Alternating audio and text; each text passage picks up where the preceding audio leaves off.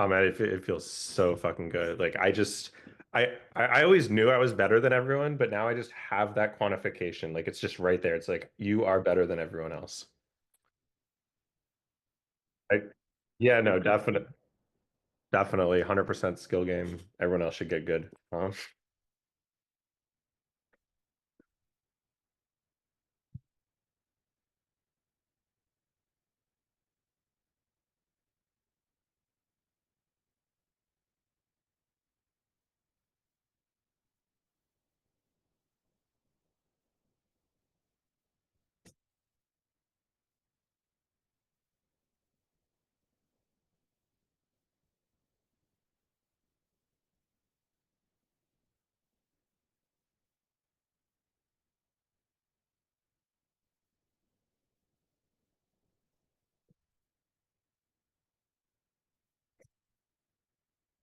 Can they? Oh, shit. Well, you said some really good shit there. Now just no one's gonna hear it at all. It's just lost. How about now? Now it's fixed. It was on the wrong microphone. Thanks, McMillan, for commenting in the chat and saving our ass from doing that for more than 20 minutes. You think by now, with 50 some episodes in, I'd know this. So I'll start that again. We are 2 weeks and 1 day late, but we are not a dollar short in the prize pool. I promise you that. Welcome to the JC Penny podcast. I'm your host, Sean Fitzgerald. With me, the elite team, Zach Hall. We had only two teams in the league, as I mentioned earlier, but no one could hear me except for Zach, that have more than 5 wins. I asked Zach how it feels to be so much better than everybody else, and you heard his responses. Yeah, So it still now, feels great. It has not changed in the last 2 minutes. so what I was saying was that we're gonna do the standard stuff, the week 11 or the week 10 recap, offer report, week 11 predictions. But between the recap and the waiver report, we're gonna talk about the different tiers in the league, and specifically who the questions that we're really gonna be discussing tonight are, out of Zach and I, who do we think is most likely to end up winning a title? Out of the bubble teams, the 5, 5, and 5ers in that logjam, and the Scotty at 4 and 6, kind of who do we think is most likely to be in? Who do we think is most likely to be out? Who's on the outside looking in, and vice versa.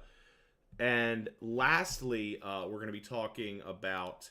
We haven't forgotten about Jerry and McMillan playing likely just for pride at this point until they get to the Sacko, and seeding until they get to the Sacko playoffs. But who is most likely, the two of them, to actually win a Sacko, as both of them have won it before. So, without further ado, I've got on the screen my matchup with Window last week. A convincing win and a big one to keep Window at 5 and 5, to keep him down there. I am now, as we mentioned, 3 games clear of everyone else for the potential bye, with 4 games to go. So, yeah, and honestly, I mean, just to talk about my performance again, I was forced to start Jalen Tolbert because I really had nothing else in the tank. I guess I could have started maybe Hawk. No, I couldn't start Hawk because I had 3 running backs. I could have started Wandale Robinson. That would have been a better play. But, I had 2 wide receivers put up less than 3 and still put up 130 because Lamar is just a QB1. He's just a monster. And Chuba Hubbard, where is he right now? Like, I think he's he's top. No, he's running back 7. RB7, got him in the 15th round. And I only got him as insurance for Jonathan Brooks, who has not played a single snap. Yeah, you got him 141st. That's got to be retrospectively one of the steals of the draft. The fantasy gods are kind sometimes. Um, but no, I mean, I yeah, as you'll see in the predictions, I have an interesting. I might make an interesting move in week 11 because of some bye week concerns. Uh, we'll get there, but the biggest concern for my team right now is Dak. He is officially done for the year. He was my super flex. I'm now left to Derek Carr and Drake May. I am not in an enviable position there. And this is the trade deadline, I believe, this week. So if I'm going to make a move, it has to be now. But I don't know that I have enough. Aside from my running backs, my elite stable of running backs, I don't know that I have pieces to really move. I was gonna say I'm looking at your bench right now, and I just don't like I don't really see Maybe Hawkinson to someone who needs a tight end, but honestly, tight end has been so weird this year like that I don't know that I he was has gonna much say. value. I mean, no one's gonna give you an upgrade from May on that. I don't Oh think, no no no no! It would have to be a unless you're running throwing back. in. It would have to be a running back and Hawkinson for somebody who is weak at both of those positions for a QB. Yeah, It might and even then yeah, I guess you'd move. and I I'd guess be you'd running one of the quarterbacks Jacoby too. Myers would be up in the flex then once he's Yeah, not on a bye. yeah. Yeah, But I don't know that I'm gonna make a move. I might just ride it out and hope I pick the right I was, ones. I was gonna say if you do that, then though you're just like super thin. If there's one more injury at any of your wide receivers or running backs, you're in Oh a yeah, world of hurt. we'll get there in the week 11 predictions. But um no, I mean, what are your thoughts on this matchup? I mean, first of all, I didn't realize that. Always thought Jerry could see what we could see when we watched. I didn't realize I was seeing nothing, so I had to look on my own phone. But I mean, I just pulled it up. It's like, Windows just entire team like so. Okay, I've told a few people Window every single week before the week starts texts me with some variation of I'm gonna lose this week, and like every week. So like the last 2 weeks before that, he won. He said that. Then he sent me the same thing last week. I was like, "Fuck you, Window. You're in a good spot." And he's like, "See." I was like, "No, I mean, Mahomes did fine. Wow, he got 20 out of his defense and couldn't break 100. That's bad." Henry put up 13.6, but like what he's averaging like over 20, right? He had 21 as RB1. So it's like for him it's a disappointing performance and then just so many flops, 5.8, 0.4, 6.1. Yeah. And then like you said, like you had like you just look solid like across the board, right? Like you had Lamar go off for 32, but other than that, like anyone else go off crazy? Hubbard had 22.9. No, they did what Like they needed to do, right? exactly. That's one thing. And like no, in this I feel like this year 131 is usually enough to get you a win, but not always. it's kind So of it's like it's kind of that, like it's right above, like it's 130 is the new like 100 or 105, like yeah. it's like a little bit above average. I think the average is like 121 or so. Yeah. It's like 130 should be enough to get you a win. But you realistically, if you want to lock it up, you're looking at like 150 plus. So you did what you had to. You were playing against someone who didn't even crack 100. There's literally no sweat for you at all this weekend. No, no, no, no. It was. I mean, it was over pretty much early on. I think it was over by Sunday night, like for sure, for sure. But like, it was realistically over almost by the 4 o'clock games. I was gonna So say I'm pretty sure you were like 70 or 80% by like halfway through the 1 o'clock games. Like it was pretty quick. yeah. Speaking of teams that couldn't put up 100, Brad had a difficult week.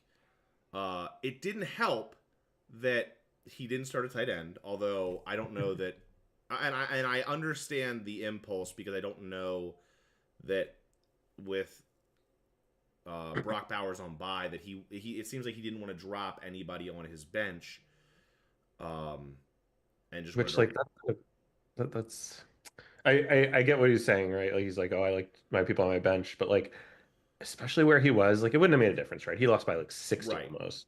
But like when you're where you're at in the season and everything's so log jammed and you need a win every single week, like I, It might be I mean, who different. would he drop? Like he dropped like Spears.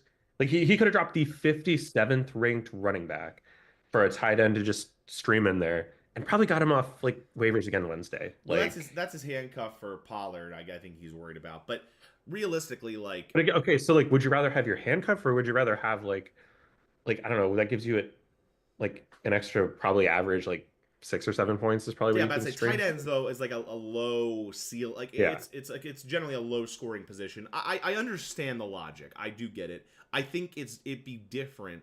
I think it's more understandable if you were in like your position or my position where it's like you don't need Yeah. wins. It's like Oh you're yeah. you're just trying to score points. It's like, all right, I can understand that. But and maybe I'm just trying to justify what I might do later. So but we'll get there. I keep spoiling it.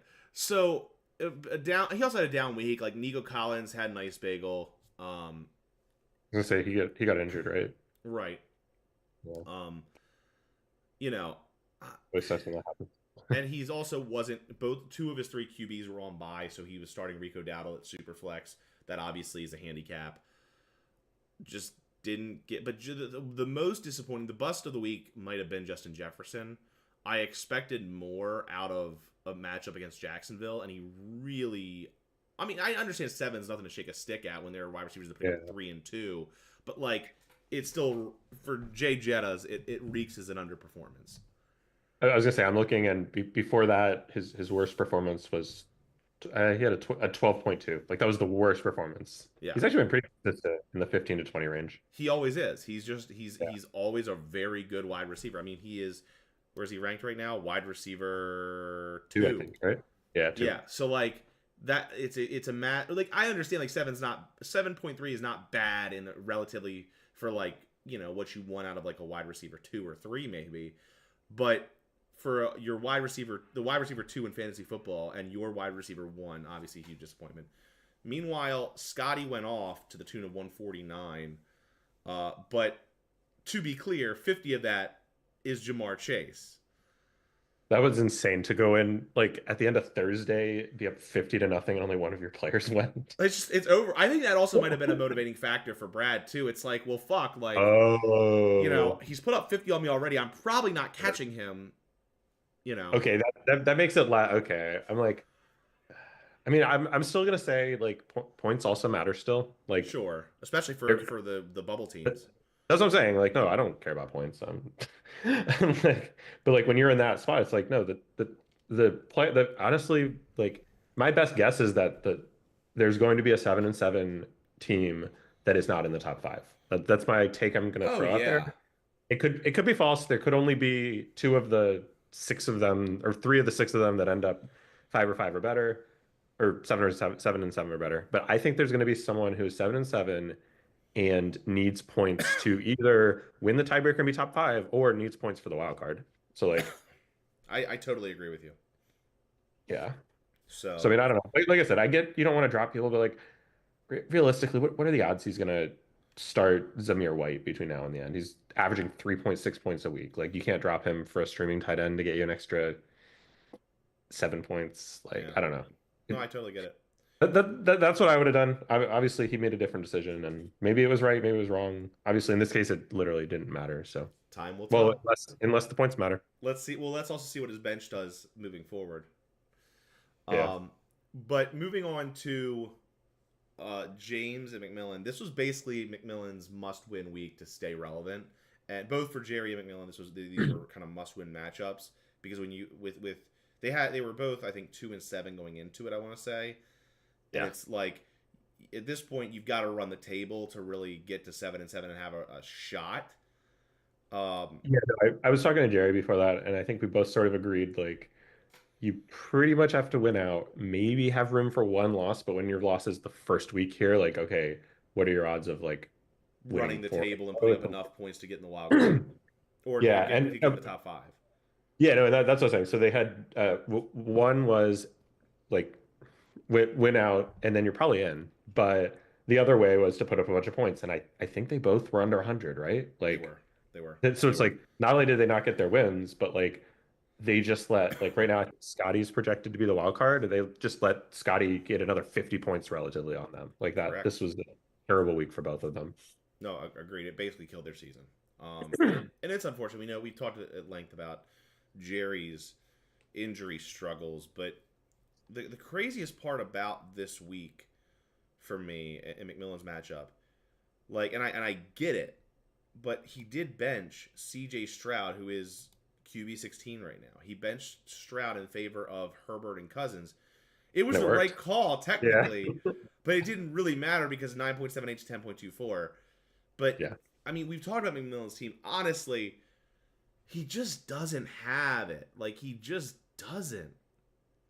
The his like I feel like his bench has a good number of players who like last year, 2 years ago, 3 years ago, whatever, were really solid fantasy players, and they've either gotten injured or they're just not having good years. It didn't help that Nick Chubb was on bye. but like Mhm. that's hey, But no, shout out but to even Scott joining the chat. no, no, but that's honestly, Nick Chubb is like prime example of what I'm talking about. If you had him like 2 years ago, like he was like I want to say he was definitely an RB1, right? Like top Well, 10. yeah, he also came back from injury, so like he's still kind of Yeah. working his way back. But he hasn't broken 10 in the 3 games he's been But- back. Oh, I didn't. I actually. Oh, yeah, he wasn't. Yeah, yeah, but yeah, he's averaging 6.3. Yeah, because he's played 3 games and he's put up less than 10 each week. Yeah, yeah. So like, I don't know whether it's like okay, he should have known they weren't good this year, or is it just he got really unlucky with his draft picks just all falling flat this year? What makes me the angriest about this matchup is, and I think you probably can predict it, is James continues to start players who are out and Oh yeah. keeps getting. I feel like I'm Aaron Paul in Breaking Bad. I'm Jesse Pinkman, where I'm like, he can't keep getting away with it. So I wanted to do that. So there was 1 week he didn't. 1 week I made the difference between him losing. So he would right now, if he had started all his players, would be 6-4, Yeah. would be in a much better spot. Not only that, fuck, on my phone I don't know how to sort by points scored, but like for he's like okay, now he's what, fourth in points scored? Like if he started players every week, he would be the point leader in the entire league. And it wouldn't be close. I don't know about that.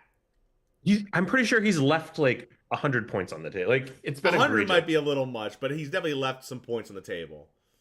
Like there was 1 week where it was like 20 alone. Like I don't know. I meant to do the math before this pod and then I got busy and didn't. So maybe I'll check afterwards. Maybe I'll just forget. But like I'm almost positive that if he had started, and again, I'm not even saying like, oh, be super optimistic and start the best bench players. Like, no, most of the time there's a very reasonable, like, also, I'm including the time, by the way, where he started Algiers over Robinson because Robinson was back and uh, it it Robinson would be ended up scoring 10 extra points. if James somehow misses the playoffs, it would be a very interesting experiment to see if the bench players would have made a difference. Like obviously one So, win could, but so, also so, the la- point la- score like you mentioned. so, I mean, last year that happened to Brad. Like he would have made the playoffs if he started players, but he didn't. This year, he's other than the one time where he clearly intentionally didn't start a tight end, like he's actually started his players that are playing and Yeah. kept up with his lineup. But the other thing that'll honestly be hilarious, but I'll feel a little bad for whoever it fucks over, is if James not starting players causes him to fall out of the top five and then win the wild card. When if he was in the top five, that wild card team would have been like, and honestly, it's probably going to be like Jason Smith. That's Yeah. like imagine his luck if that happened. Like the week that James did lose, I think it was 2 weeks ago, where he would have won if he started all his players. If the season had ended that day, James would have taken Jason's wildcard spot because of that loss. Whereas if he won, he would have been top five. That's so crazy. This is gonna So get hot. if that Like happens, I'll feel bad for whoever it happens to, but it'll also just be objectively hilarious. So it'll be really funny. Like it's for the lulls. Like and I gotta say, sitting in our kind of like ivory tower right now, where there's realistically, I'm surprised that my percentage is 89. I thought I was like more or less a playoff lock at this point. no, no, Um, I'm pretty sure 89 was your chance of no, no, Getting the you're 99 bye. point. Yeah, I'm getting the bye. Oh, okay. Like I feel like we're both playoff locks, and it's like Yeah, it is so nice to just be above that whole fray and like watching all this happen. you were 99.9% Okay. to make the playoffs. If Because I if I if I miss the playoffs, remember me fondly. like I said, there is a universe where either McMillan or Jerry makes the playoffs and you don't. And And and that sorry Sean to that Sean sorry to say, is clinically but depressed. yeah, I was gonna say sorry to say that would also be objectively hilarious, even though it's probably not gonna happen. It would be it would objectively be hilarious until it wouldn't be for me. Moving to our closest matchup of the week, it happened to be yours, and it happened to come down. This was a true sweat at the end. Yeah. On Monday Night Football between I think it was what was it, Tyreek Hill and Puka on your end versus Tua, and you kept Yeah. thinking, oh, okay, well if Tyreek eats, like Tua's gonna go off, and that means that Alex probably is gonna be able to hold on because you were in a pretty decent deficit, like not terrible, but like I think I needed to make up about like 20. 16. I thought it was like six. I thought it was like That, that, 16 ish, that sounds right. I or mean, we could do like real maybe math 20. right now. Might have I been 20. mean, I ended up getting 24.5. He got 8. So what did I make up? It's 24 minus 8. 16. But So the margin was it too was only big. 13. It was like 13. Okay. So I need to make up 13. I was an underdog going into it. I think I was I like think it's roughly like 60 30. 40. I think it was like 35%. Yeah. So Okay, I it's thought it like was 60 40. I mean, it's same thing, right? Like he was a favorite, but I knew there was a chance to come back.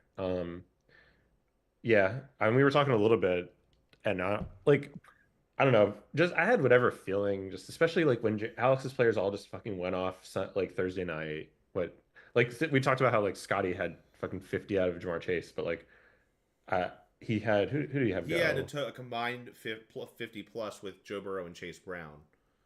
Yeah. So it was like, I mean, I think I entered Oh, the sorry. 65 plus because of Mark Andrews, too. yeah. So like I literally like I just had a feeling. I was like, I guess this is the week I lose, whatever. I'll still be 7-2 or I'll still be 8-2. It's fine. Um, so I like honestly wasn't even really sweating as I was like, there's no way I'm gonna actually come back here. I've been too much of a box so far. Like it has to run out eventually. And then it just didn't. So I'm like, Hopefully it does okay. in the playoffs. I'm just accepting. I'm just like, okay, this is just my life now. I just run good and Well, for I'm Alex, just along for the ride. for Alex, it's obviously a demoralizing loss because you feel like 65 points on Thursday Night Football with three players. You feel like you've got the inside track, and again with that 5-5 logjam, it's like Yeah. 6-4 is so much better. No, that's what I said. Like honestly, I mean, we'll talk about this a little more when we talk about like the logjam in more depth. But like every single game is so big, just because like you said, like the difference between being 5-5 right now and 6-4 is It's huge. huge, right? Like Yeah. having that extra game when there's only four left, it is just it's it's really big. So every game like just really matters for everyone in that logjam. Yeah. No, totally. We don't have to worry about anything. We just get to have Life peaceful is so good. till Sundays, right? We just get Like, oh to. man, will I be the one seed or the two seed? Oh no. Oh no. um, our last matchup was Jason Smith getting a huge win for him. Against it helped that he played Jerry. Obviously, it helped that Jerry didn't put up 100. Jerry finally at week 10 gets a run CMC back and puts up 13. But just not enough. Was gonna say like I mean, it's CMC back, but like, There's I nothing he mean, could have done differently. He had no chance to win this matchup. yeah, no, and like, I mean, I don't know. I haven't really been following his injury, but like, I feel like no one is really back to their old selves when they're back from injury that lasted this long. So like, Yeah. obviously when he drafted him, he was hoping to get the Christian McCaffrey who was going to put up like 22 points a week or whatever. I think that's what I talked to Jerry recently about that, and he was like, oh no, not only was he like the RB1 last year, but like he was putting up like an average of like 7 points a game more than the second, or it was something insane like that. Yeah. And I'm just Well, like, I don't know if he was. I think going into that game, he was on like a clock, right, where they said he was going to get X number of targets or whatever, or X right. number of rushes. So like maybe as he goes further, he gets a few more touches, but I'm like, you can't really be super like optimistic about him just being back to his own self now, right? Yeah, I mean the real reason one of the things that's really hurt Jerry's season is his super flex has been wildly inconsistent, and Aaron Rodgers did nothing to disprove that with 4 points Oh yeah. this week.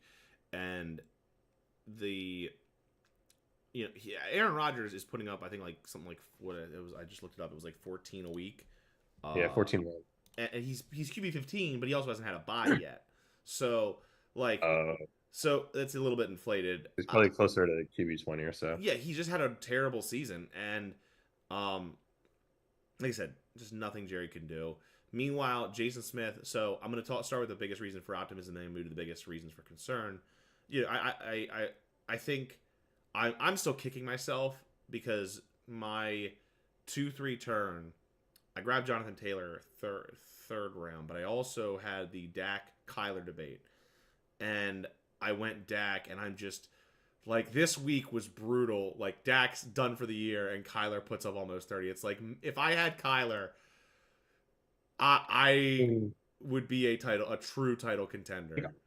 like, obviously you'd rather have Kyler Murray than Dak Prescott now that he's out for the year, but like Of course, just 2 weeks ago, Kyler Murray put up 4.7. Like sure, it he's ebbs done and very flows. I'm just looking at his history and it's like he's I mean, he's what? He's QB7, so he's still like top 10. Like, He's but averaging he's averaging and, 18 a week. Again, has not had a bye. He'll be on bye this week.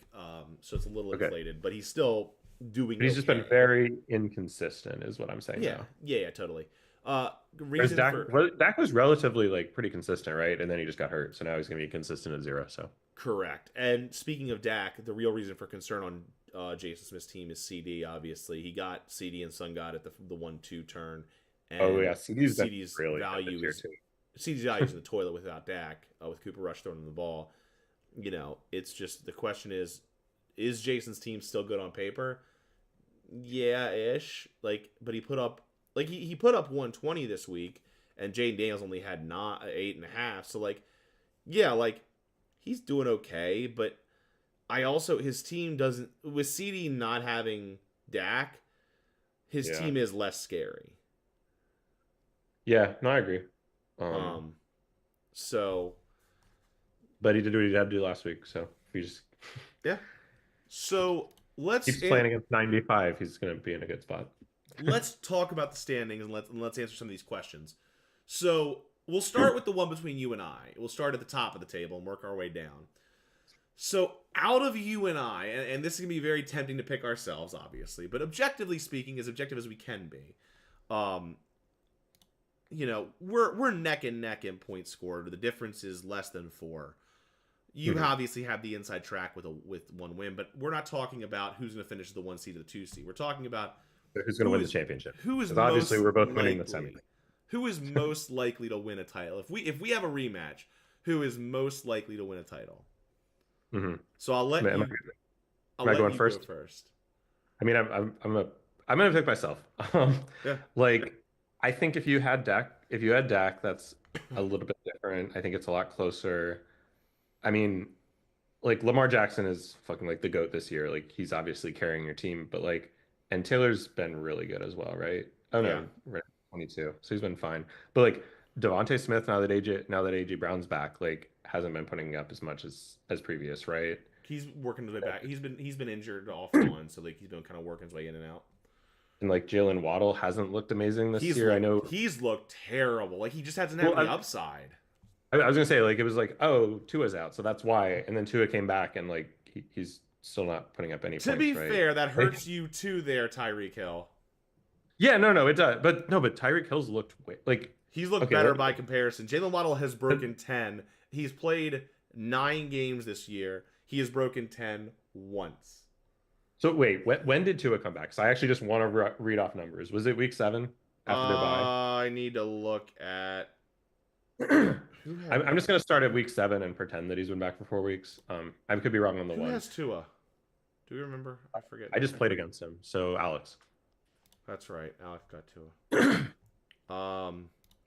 Tua came back in week 8. Ah, okay. Well, it's still going to look bad for Waddle, but I wanted to be able to throw in a 1.6 number, but I guess that was without Tua. Yeah, So he had 4 for 45, putting up 6.5. Next week with Tua, 2 catches for -4 yards. he had a touchdown. He had a touchdown, and he still only put up 6.6. Next one, 3 catches for 57, 7.1. Like It's 7.1 is his best week back. Now let me take a real quick the look more at the more Hill. concerning thing is the target share in the last 3 weeks. He's had 6, 2, and 6, and you compare that uh with Tyreek Hill, who has put up point wise 10, 10, and 10, but he's had 9 targets, 5 targets, and 4 targets. Like there's a clear number 1 and number 2. There always has been. Yeah. And I do think that there is a higher ceiling than where they both are. Yeah, Obviously, no. if Tua, if the Miami offense starts balling out, we're both going to be in better shape, and Yeah, we're yeah. probably going to find ourselves in the finals. But I, yeah, So okay, let me just finish my overall go ahead. argument, and then I'll get your take on it. So like obviously Tyreek Hill's been a disappointment because I took him second overall. Obviously, even with Tua back, he just hasn't looked like he did last year. Um, but once you get further than that, like I think I massively won the trade with Jason McMillan, getting both Jalen Hurts and Puka Nacua. Um, and Puka's looked pretty good, other than the week he decided to punch someone in the first quarter. That was funny. Other than that, he's been good. I got Russell Wilson off waivers, and he's looked real good the last few weeks. Like, I just don't see a ton of holes. And then obviously Saquon and Kamara at they're what, running back 2 and 3 right now, I believe. Yeah, it Yeah, Derrick helps. Henry's got them. Like Zay Flowers has looked really good, especially like Zay Flowers is wide receiver number 9. And when did I get him in the draft? It was like okay, 62nd, a little further up than I actually thought. But he's looked really good. Like tight end, obviously, that's I took a tight end way too early, and Laporta's just looked awful. You haven't even But mentioned Drake London. yeah, no, Drake London's also looked really good. When did I get him? Like I literally am looking up and down the roster, and it's like I mean I have Najee Harris on my bench. Like when Robinson is out, I have Eckler on my bench. Like I just have I just really like how my team's shaping out. Like everyone's just getting hot at the right time for me. And I feel like your team is like it's still good and like I still think you're a favorite to like get to the title game, but like I feel like a lot of your guys are trending down, obviously with Dak getting injured. Like I just like my team a lot more, just looking like top to bottom. I Like I said, your bright spot's Lamar Jackson. Like he's fucking rock star. I have more bright spots than Lamar, and I'll get to them. I am Okay. also going to go you, and I think it's close. I think we are. I mean, obviously, we're cut above the rest of the league right now. Not just because of the records, but also because of point score. We're 1 and 2 in that department. Um, Yeah. the bright spots for my team, I'll go to it. Are Lamar Jackson obviously QB1. He is him. Although he's questionable right now, which scares the shit out of me. I didn't realize that until I just looked. Hopefully nothing. Hopefully just has the poops again. George Kittle, tight end number 1. He has been awesome 9th round addition at the 8-9 turn. My running back stable is top notch. I've started 3 running backs like basically every week. And it's because I have the RB1, the RB9, and the RB7. And granted, 2 of them are having their buys this week. So that's not great, but I'm getting really consistent performances out of my running back core, which is giving me a very high floor. Wide receiver has been inconsistent. That is my big concern, and that's why you see on my roster, I've got I think it's like 6 wide receivers because it's like I'm just basically trying to figure out who the best matchups are, who should I play, who's the hot hand of the 3 wide receiver spots I have. Because I'm never starting more than 3 wide receivers, but I need to figure out who the best 3 plays are in any given week. The difference is Jason McMillan says set my lineup. Wait till the predictions. Just wait. So, um, the big question mark for my team, and the reason I'm giving you the nod over me, is Superflex. And it wasn't a question mark until Dak got injured. He was obviously having some inconsistent performances, but there is a big difference between Dak Prescott and either Derek Carr or Drake May. Derek Carr has not performed since the first couple weeks of the season. Drake May has looked okay, but is going to have some rookie regression. It really is a matter of I gotta hope that I can pick the right one and get enough out of them to keep my floor as high as it needs to be. But I do give you the slight nod for right now because I just think you have 1 or 2 more like top tier play, like wide receiver 1, tight end, or wide receiver 1, running back 1. Like obviously Saquon and Kamara are nuts. Drake London's been huge, and the Lamar boost that I get is generally offset by a lot of Jalen Hurts value. So like when you're comparing side by side, if you're asking me which team would I rather have, I'd rather have yours just by a slight margin. So I'm with you. But now let's get to Wait, real quick. And I just want to oh yeah. throw out a fact that makes me look really bad. So you took George Kittle 81st. He's currently the tight end 1. You remember when I took Sam Laporta? 2nd round.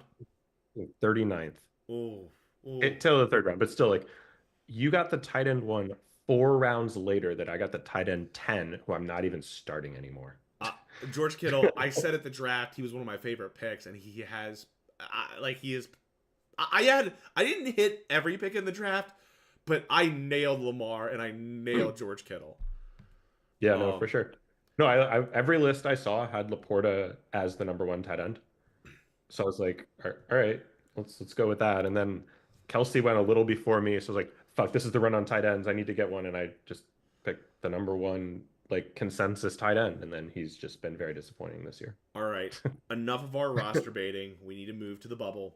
Um, there are six teams. They are Jason Smith, James, Brad, Alex, Window, and Scotty in that order, who are kind of on the playoff bubble. So I want you to pick one team of those six that if you had to throw money on them to say this is the team I think is going to make the playoffs. Who? Because the interesting thing is, there's this grouping of like three of them that are within about essentially 10 points, the top three. Actually, Scotty is the leader of the pack at 4 and Yeah. 6. No, like of those six, I believe the difference between the top and the bottom is 80 points, And about it's, 80 points. yeah. And like there's multiple occasions. Like I'm pretty sure I made up like 80 points on you one time. That's how I'm like barely ahead of you in points. Like it's not that rare that one team gets like 160 and another team like shits the bed and puts up 80. Like It's a little rare, but it's so definitely like not like it's not common, but there's 4 weeks left to go. and there could be So, like 80 is easily a 2 week margin. Like yeah, realistically, yeah. But that's more what I'm saying is there's 5 people who could make up that margin, and other than I think Windows the worst of those, like the other ones are closer than 80. Like yeah, no, totally. it's a it's a log jam not just in record but also in points scored, which happens to not only be the tiebreaker but also the wild card. So, um, sorry, did I interrupt or is it now on No, me to just name one team? I can name one. I This is tough. There are two teams that I need to look at, and I'm going to show them on my screen. Unfortunately, Can I guess um, what they are? yeah, if you want. Or can I mean, they're basically the two that I think are the most likely. Scotty and Jason. No, actually, Oh you wow, nailed okay. one of the two. Yeah, it's Scotty, right? I feel like he's the Scotty. I'm going to give the nod to Scotty, and it was Scotty and Brad who I was looking at, but oh really? it's again Jason. I have concerns about. Um, I have concerns about CD Lamb Hmm. being like wide receiver 6 for him. He's not going to be wide receiver 6 the rest of the year. Um, That's true. and But he does have the number one defense in fantasy right now. Not saying that's not an asset, but it does inflate your score. He Amari Cooper is working his way back from injury. The other concern with Jason Smith's team, he's got some big players on bye. Kyler Murray, Kate Otten, who both have been QB1 and tight end one respectively, are on bye this week, and you can't afford to have big players on bye during your that's 4 week true. run of the I did not playoffs. look at like the buy situation. I'm looking. So if you ask me between Jason and Brad, I give the slight nod to Brad. He does have still some buy issues, but I think he has less right now, and I think he's got Justin Jefferson. He's got Brock Bowers. Raheem Mostert's coming back in the fold, although he is in a little bit of a doghouse from some fumble issues. But he's still got Josh Allen. Like, Look, the problem is that if Mostert comes back, like he has Achan too, right? Like, okay, now is he starting both Dolphins running backs? He's done that a few times. you know, Like, that's not a he'll probably start situation. HN until Mostert starts producing. But the clear to me, But that's what I'm saying. Like, no, but you were saying like, oh, he's got Mostert on the bench and he's a dud. But like, his big risk is if Mostert starts producing, and then he has to either guess which one's going to go off or deal with the fact that he's starting two running backs that are combining for like what you'd normally expect from one running back. Like, it's just not a it good can situation cap to your be in. floor, but it can also raise your or it can cap your ceiling, but it can also raise your Yeah, floor. So like it's a there's good with the bad. Let's talk about Scotty's team because we both I think agree that he is the team to beat of this pack, and it's ironic because he's the one who is the 4 and 6 team. But like yeah. top to bottom, Bo Nix, Kyron Williams, Jameer Gibbs, Jamar Chase, James Cook, the Broncos defense, Jaden Reed. All the players I just named that are on his team are all top 10 at their position. Yeah, no, his like he's I think Scotty might be the one who's been the least like the most unlucky this year. Like I'm pretty sure like multiple occasions Let me he's see. put up like 130 and lost, right? Like he for a while there was actually close to first in points scored despite being like 2 and 6 or whatever he was at the time. Like He is the he's got points against leader, but it's not by a huge margin. okay. but he's like, so he's got like obviously he has that extra game to make up, but like with his points total, it's like being half a game down, right? Like if he does make up the 1 point, he's ahead. He's not tied anymore, right? So it's like he's essentially half a game down, and then the wild card just makes it so that I think that makes up for even the half point, right? Like Agreed. I think I think if he doesn't end up in the top five, he's like got to be the odds-on favorite to win the wild card, right? Couldn't agree more. So So that's why I was picking Scotty despite his record being slightly worse. I'll let you pick first on this one. Most likely of this pack to miss the playoffs. Sorry, let me. It's a lot harder doing this on a phone. You're fine. If you want, I can go first if you prefer. I Yeah, go have ahead and go for it. I have the team. It's Okay. it's close. I think if you're asking me who deserves it, it's James. Like the fantasy gods do not smile upon those who do not set their lineups and start injured players and start play and keep players who are active on their IR. But this isn't about what's deserved. It's about who I think is most likely to miss the playoffs, and that the answer to that is Window. Aside from having King Henry as RB1, and this is the flip side, he has King Henry as RB1. He has Trey McBride, who is on bye this week, mind you, as tight end 3. Aside from that, he does not have a top 10 player on his roster, with the exception of the 49ers defense, which is barely their top 10. Like, there isn't anyone on that roster that scares me the way that... This is a great roster 2 years ago, with the exception of, like, Sam Darnold. But, like, this is a great roster 2 years ago. But this is not a great roster in 2024. Devontae has looked like a shell of his former self in New York. Debo has not been like the wide back that he's supposed to Debo be. won people championships 2 years ago, right? Yeah, and he's not he's averaging averaging 10 a 10 week. points. Yeah. Tank Dell is not averaging is averaging less than 10 a week. Patrick Mahomes has looked really inconsistent, really shaky as a quarterback. And granted, the Chiefs are undefeated, but that doesn't translate to fantasy. And He also should have lost last week. I do appreciate that he did snag Scott's first round pick in Big Tony. Isn't he done for the year? No, he's back starting again. Oh shit, okay. I thought about adding him and dropping Carr or Drake May, but I honestly thought like what did it for me was I looked at his performances, right? Do you know the last time that he put up double digits? I'm sorry, he did put up double digits in week 8, but like his performances in the last 5 games he started: 9.86, 5.08, 5.24, 8.76, 11.5. Not good. No. So, like, you know, obviously, you know, Windows team could start performing. Like, anything can happen. But he also doesn't have... I don't know where we stand as far as the fab budget for everyone. But I know Window has... like 3. No, he blew like $80 and then he dropped him before he started. I know he's wasted a lot of money at times. He's okay. Like there are some players like James has $950. Brad has $650. You have $545. Alex has $448. McMillan has $825, and the rest of the league is kind of floating around $300 or less. I was gonna say I do remember talking. I think it was Brad I was talking to a week or two ago, and I generally think that I'm really bad at spending my fab budget. I'm always like, oh, but what if someone better comes along later? Like I need to save more, save more, save more, and then like it always happens every year where it's like, okay, now I got like half my budget left with a few weeks. Like, what the fuck am I gonna do? Like, maybe if there's like a huge injury, I'll be great. But like, I feel like in general, it's really good to be spending your budget because I feel like the first few weeks are where there's people who you really didn't know what kind of role they were going to take on, and you're like, oh shit, they're getting a lot more touches than I expected, or like they're the guy now, and I think there's some people in our league who are really good at it, and I think I'm one of the worst at it, and I am way too stingy with my budget. I think I'm all right. My strategy is I look at it as like I fire some bullets. You know what I mean? Like I'm like, oh, this is a guy I really need for my roster composition.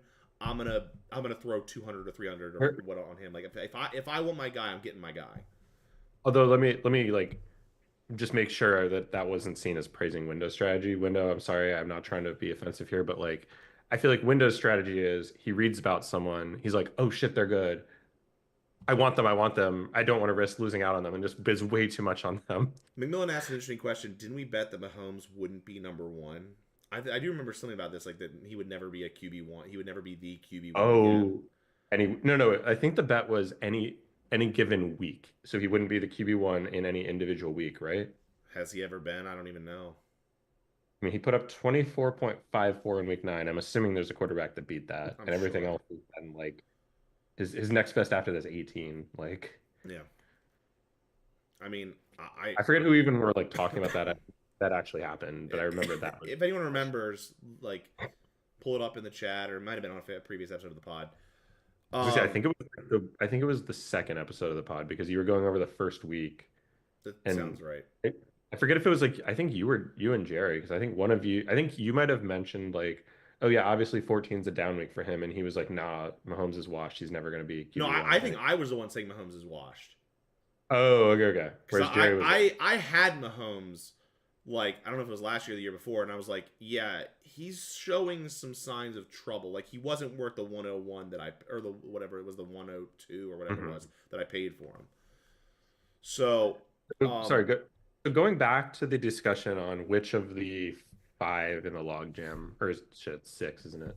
yep. Is most likely to make the playoffs. I think I would lean window, but let me throw in the other name that I was deciding between. Okay. So first of all, I want to say I think that it's a little bit. I think that the way you're describing the team is like when you're comparing it to our rosters, sure, it looks terrible because like our players are performing really well, This is such a great but episode. it really is. But it's important to keep in mind the context that like we are discussing, okay, is this player essentially the sixth or the seventh best team, right? Or seventh or eighth? We're basically saying, are they the third worst team or are they a little bit better? So like if you look at any of the teams in the log jam, like I'm gonna throw out another name, and I think honestly the rosters look pretty similar. So like I'm gonna throw out Alex. Like I think against me last week, like look like a ton of his players like overperformed what they can expect to be, and he put up 130, 135. Yeah. Like he's just had a bunch of players who like not quite as bad as McMillan, but like looking at the roster, it's like okay, at the beginning of the year, I can see how you thought this would be a good roster, but just knowing how they're doing this year, it's just they've just all been underperforming. Like Tua obviously being out, and I don't think But he's looked great since that's the he's been key back. is Like Tua is has been out. The question mark is Tua. It all rides on Tua for yeah, yeah, yeah. Alex. No, if Tua all of a sudden starts, but what's he done since he came back? Like I thought that he'd been relative, yeah, 14, 17, and 8. But if it was again, if it was 14, 17, and like 18, it's like, okay, that's not awful. Sure. Like Yeah, and but he like also benefited from snagging Mark Andrews from McMillan's dumbass who dropped him. I mean, but he had one good week. Mark Andrews for the last 5 weeks has Oh put up no, he's actually looked pretty good. double Okay, never digits. mind. Yeah. Like McMillan's an idiot. Sorry, buddy, I love you, but that was the dumbest drop I can remember. I mean, I don't know. He looked real bad at the start of the year, I right? Like get it, but like he's a top five perennial tight end. Like so, you so hold I'm on to gonna those I'm gonna assets. I'm gonna defend McMillan here and say that it looked like the Ravens were just moving their system away from like Lamar Jackson just wasn't using his tight end anymore. Like, and I feel like that's like honestly, it's a similar situation that I'm in with Laporta, right? Like last year he was like solid, right? And this year it's like nothing. Uh, you can see the differences in who believes in the sunk cost fallacy and who does not. Yeah, no, that's literally what I'm saying. Like, if you're at the point where it's like, okay, sure, I took this guy way too early, but like the Ravens clearly aren't like Lamar Jackson's clearly not throwing to his tight ends as much anymore. This is the reality we live in now. It sucks, but I'm gonna cut my losses. I'm gonna try to like make my team the best it can going forward. And then like clearly Lamar Jackson just found out that McMillan dropped him and was like, fuck you. I'm gonna just make you regret that decision so much. No, I get the Alex logic though. So that leaves us with the bottom two, and I think there's a clear answer here. but Mhm. I'm gonna let you go first. And so out of Jerry and McMillan, and actually now I want to really quickly before we do this, I just want to go to our. I can do this really quick. I can go to um, our fantasy league page and see. Here it is. Where's the about? So Oh, Jerry has been Sacko it was like it was like two in the last four three, right? times. Yeah. Season 6, 10, 13, and 15. Including, by the way, like of the last, what is it, 6 years? He's been the Sacko 3 times. Well, I was gonna say, I mean, I didn't remember back all that far, but I'm like, if he gets it again this year, that's three of the last 4 years. Ooh. But on the flip side, there is McMillan, who has won it twice, to be fair. So, like, McMillan would, I think, move into second by himself on the all-time Sacco list if he wins the Sacco this year. So now that with that little history lesson, clearly, and obviously, they're going to be two of the 4 teams in the Sacco playoffs, barring a miracle. Um, Entirely possible that one of the other two teams that the bubble teams that miss out could end up being the Sacco. But we're just talking about McMillan and uh, Jerry here. Who do you think, if you had to pick one of them, if someone told you one of them is going to be the Sacco, who do you think it is? Mhm. I mean, I'm gonna do a quick. I'd like have the answer in my head. I just want to do a quick look to make sure I'm not missing I something don't. else. Yeah, I was about to say I have the answer in my head, and I don't need to do a quick look. I know the Like, answer. as funny as it would be for Jerry to win another Sacco, It like I would be think funny. it's. I mean, and at the end of the day, like, okay, the Sacco game is gonna be like a 60-40 at most difference. So like Jerry could very easily find himself as the Sacco again. But like obviously if I'm betting money on it, like it's McMillan. Yeah, Like team's just been very disappointing this year. Like it's just like his entire team is just underperforming and it doesn't stop. for context, both of them are like here's the crazy part of their rosters, right?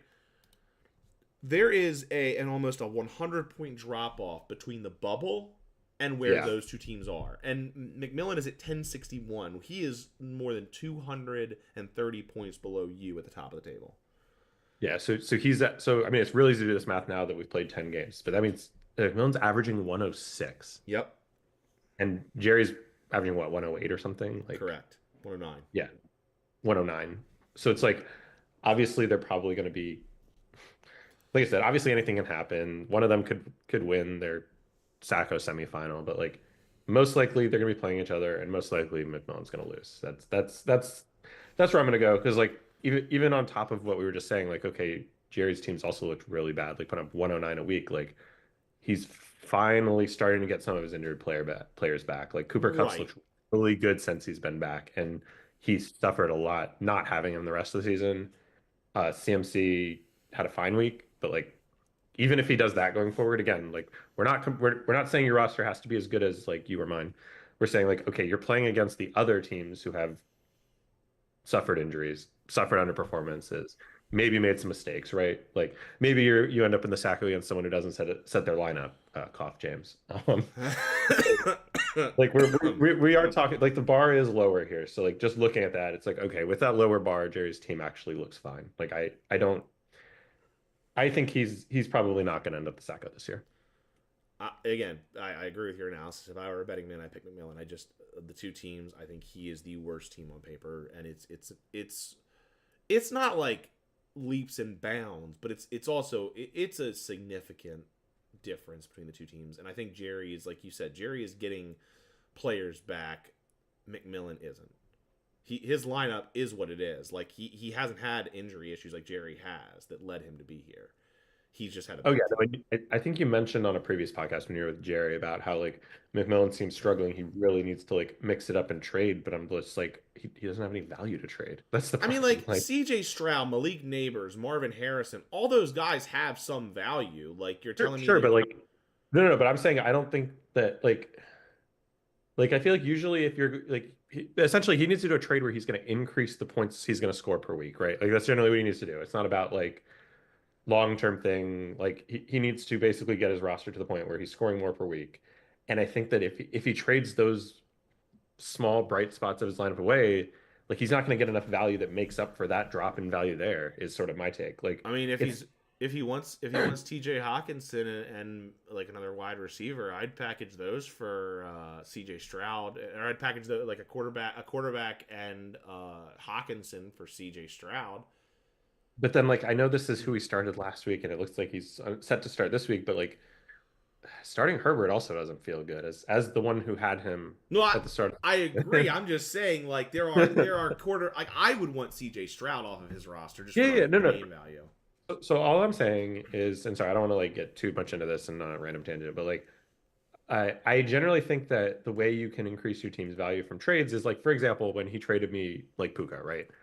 We sort of agreed like, hey, I'm in a good spot. I'm gonna probably make the playoffs, so I want the better long term. He needs points now. Right. So essentially we traded like Puka for Harrison, right? And then I also got an upgrade of QB out of it too. Correct. Um, but like that's the kind of trade you can make where it's like, okay, I increase the value of my team.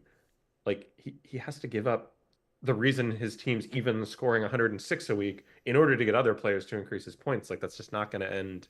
No. Like I don't know, maybe he can figure something out where he's gets a better spot, but like it's just he just doesn't have enough like to offer for a trade like I don't see any way of him making a trade where he ends up winning it. You know what I mean? Like Yeah. unless he I mean if he can just get Alex really drunk and make him make trades similar to the bets he made that one Alex draft. doesn't trade when he's drunk. He only makes slap bets.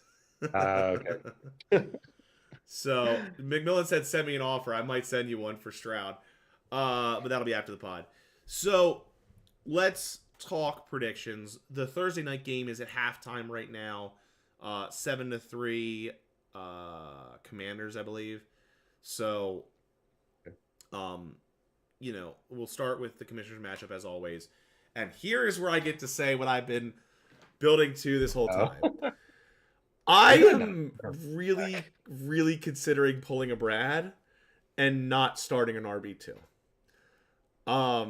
The reason why, and I'll go through the logic.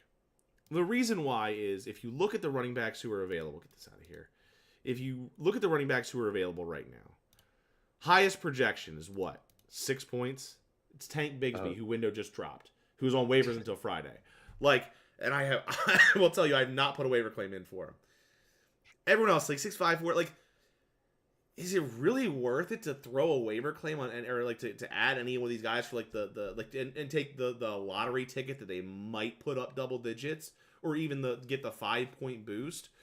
And to do that, like Brad had to do last week, I would have to drop someone on my bench. Now I do have 2 defenses, but the reason for that is the Steelers are playing the Ravens this week.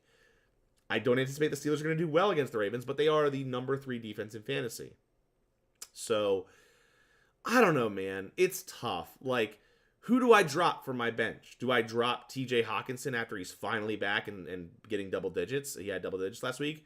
Do I drop Wan'Dale Robinson? Do I drop Rashad Bateman? Like, both of whom are averaging at least 8 points a week. And again, both of whom had decent weeks last week.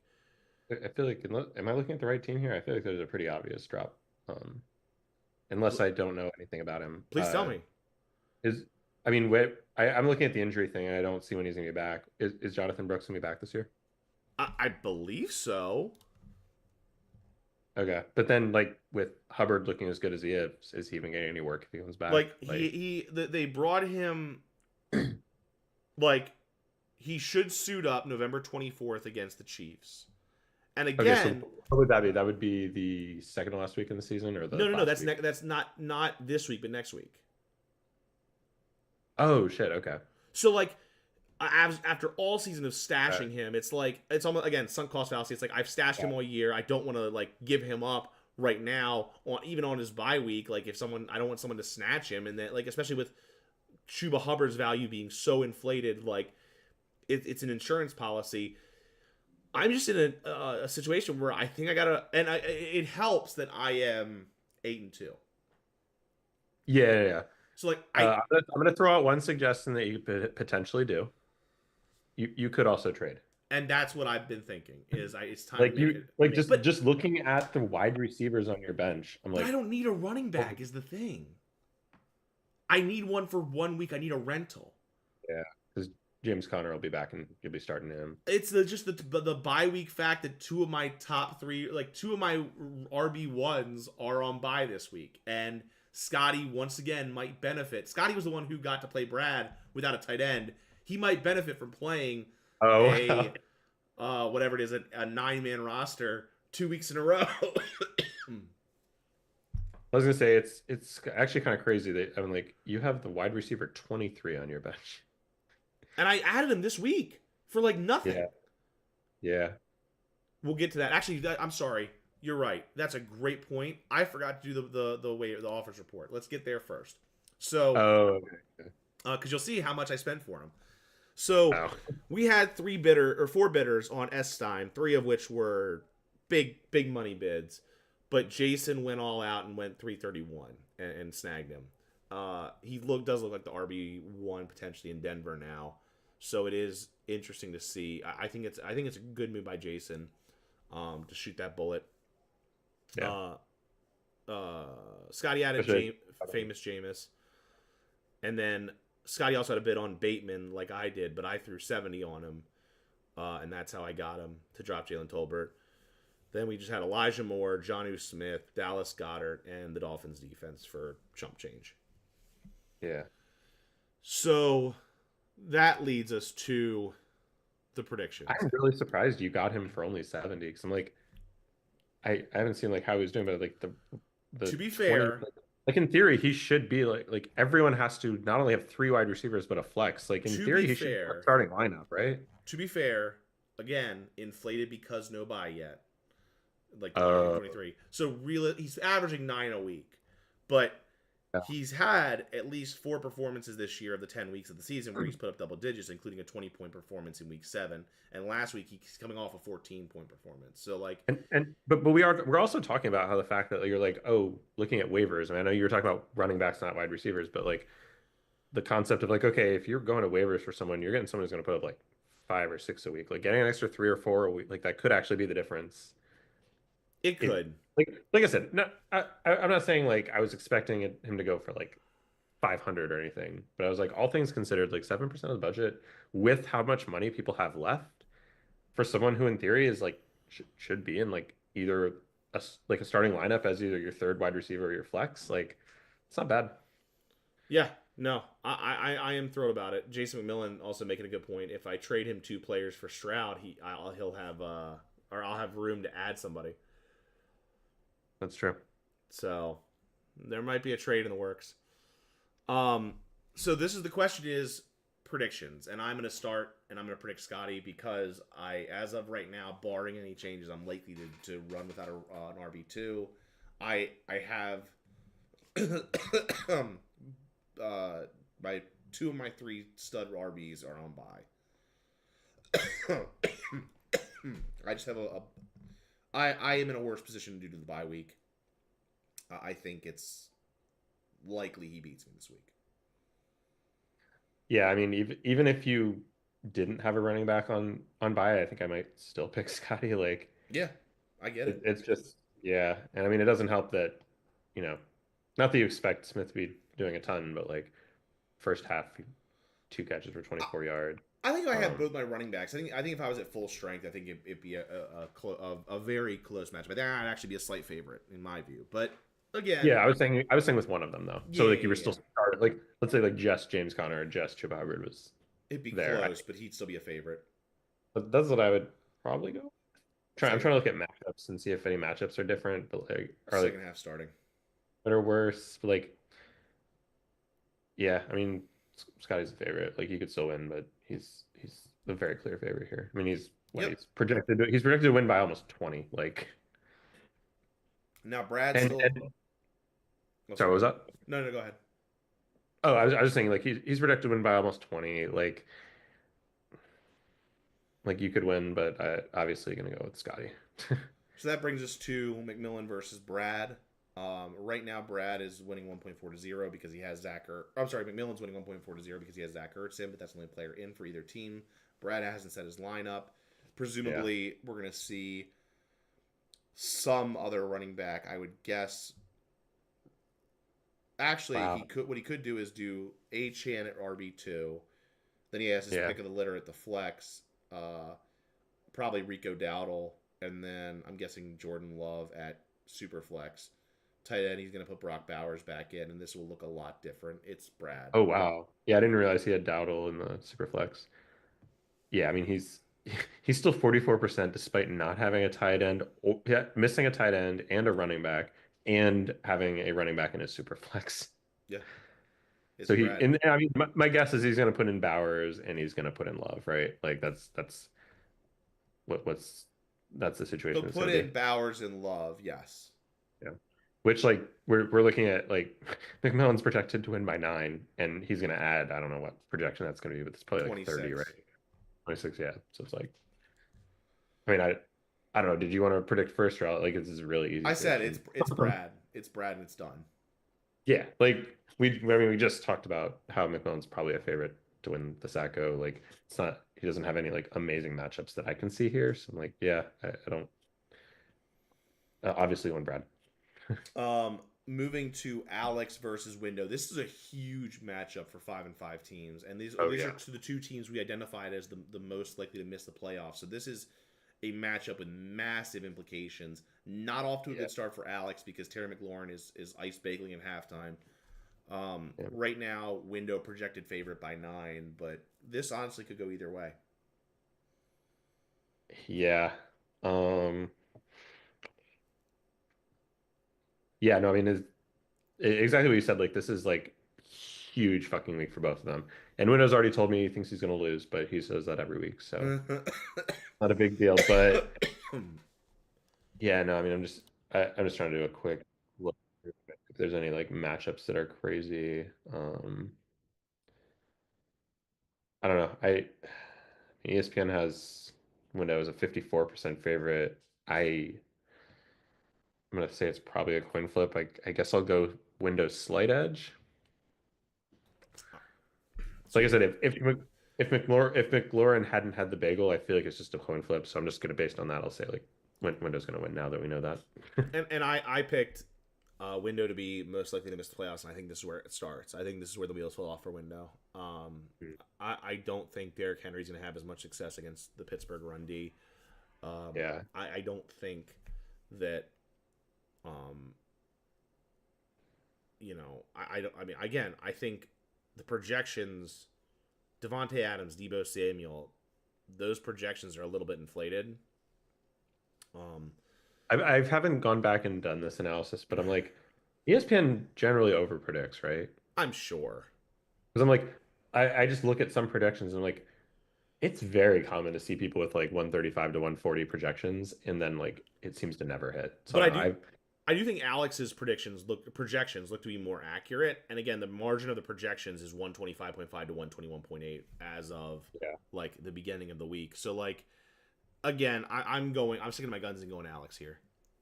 Okay. Yeah, no, I wouldn't be shocked if Alex does pull it out, but like I think coin flip slight edge window from my end. Uh, moving to James versus Jerry. James off to an early lead. AJ Brown has 5.7. Brian Robinson has 12.7, who he started again at the flex back to back weeks, even though he's a running back. Oh, Not a smart move, but he also this is probably almost certainly this is his lineup based on who's on yeah. by and um all It's that. I mean So it's the same mistake I think Jerry made it last week too. Is like you generally want your flex to be the one playing later in the day just so you can always make that change correct. if something happens. You have more Whereas versatility. yeah, like now if either one of his running backs or wide receivers get hurt, he has to replace it with the exact same position. Whereas if they were in the flex, you could move in either one. But Precisely. yeah. But I don't think I actually one interesting thing is the projection favors Jerry right now. That's what I was saying. I'm like, wait, like I feel like both AJ Brown, well, I don't know what AJ Brown's projected, probably about. double that. So AJ Brown's probably right around where he's projected to be. Robinson, I don't think would be projected for He's 25. So like projected he's probably 11.5 and he's at 12.7. yeah. So like with that overperformance, like how is Jerry actually that much favored? Does he just have really good matchups? Purdy and McCaffrey both projected 20. Kareem against Seattle. Kareem Hunt projected 15. Garrett Wilson projected 12. Cooper Kupp projected 12. T. Higgins projected 12. Yeah, no, Jerry's team is actually pretty scary for where he, like I said, it's not one it's not compared to one of our teams, but when you're looking at like this could be like yeah, James is 5-5. I'm like, Jerry could play spoiler here. yeah. Like I said, Jerry, I don't think cares if he wins or loses here. I I, Obviously prefer a win, but I like actually do think he cares. He has been on the pod, I think, one of the most vocal about like set your lineups and stop starting players who are out. yeah. And Oh, James has no, I been know the he patient zero of that. that So is true. Jerry would love if he could play spoiler and knock James out. yeah, Especially if that made it into the fact that like James not setting his lineup the one week where he lost instead which, of one made the which is difference. why I'm predicting Jerry. Yeah, I mean,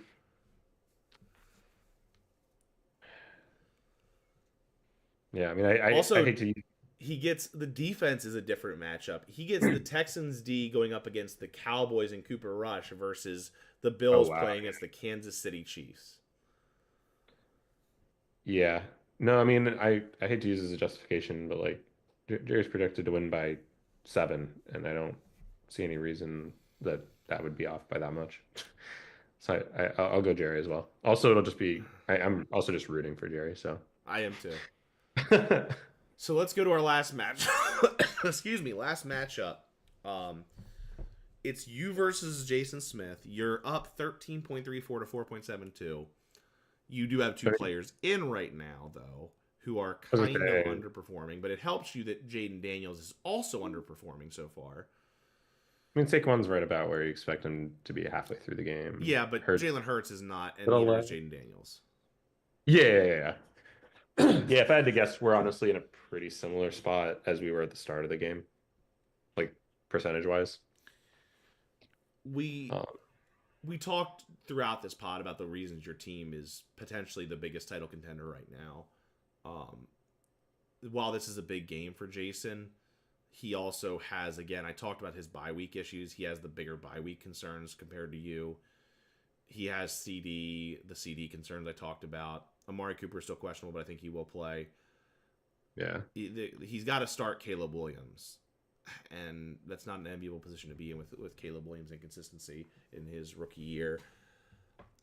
I think, and he spent $300 on Audric Esteen to sit the bench You, you don't think he'll start him? over Joe Mixon, J.K. Dobbins, or Ramondre Stevenson. Yeah. Like, I guess Jason's team's not. maybe Jason's Mondre. team is not. Mondre would be the one I maybe consider, but even then, do you take that gamble? I go you until, I mean, you're a box, but also I you have a better team. was gonna say, like, I couldn't.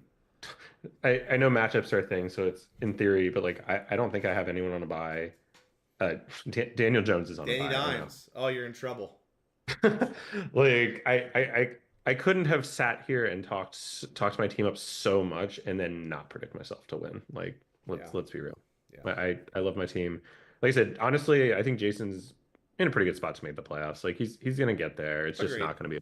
This is not gonna be with a win this week. He'll probably find himself in like the fifth spot, if I had to guess. Yeah. So that's our pod. So thank you, Zach, so much for being on here and showing the rest of these peasants how the upper class lives, the top 20% of our league lives. I mean, maybe if they paid more attention during the pod, they'd learn something and they could get better. Probably not. Do you think any of these guys can learn anything?